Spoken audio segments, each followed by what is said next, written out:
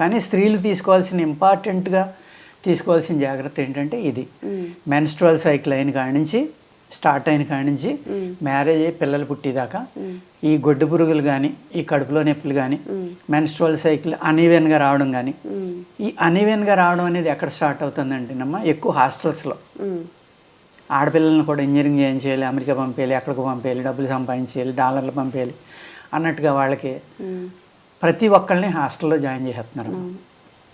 హాస్టల్లో రూమ్కి 5, 6, 3, 4 ఉంటారు, బాత్రూమ్ ఒకటే ఉంది. అదేవిధంగా వీళ్ళకి ఒక పక్కనే టెన్షన్, చదువు, నోట్స్లు, ట్యూషన్లు, విపరీతమైన ఒత్తిడి ఉంటుంది.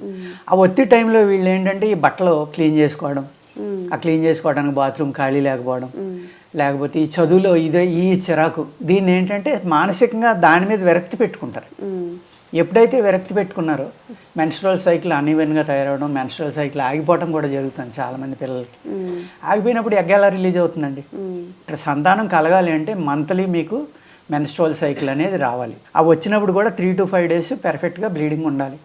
ఆ బ్లీడింగ్ కలర్ కూడా లైట్ పింక్, లైట్ రెడ్లో ఉంటే మంచిదమ్మా. కొంతమందికి ఆ బ్లీడింగ్ స్మెల్ తోటి ఉంటుంది, లేకపోతే డిశ్చార్జెస్ అవుతూ ఉంటాయి, బ్రౌన్ కలర్ అవుతూ ఉంటుంది, అంటే సంథింగ్ రాంగ్ అక్కడ ఉంది. దాన్ని రెక్టిఫై చేసుకోలేదనుకోండి పిల్లలు పుట్టరు.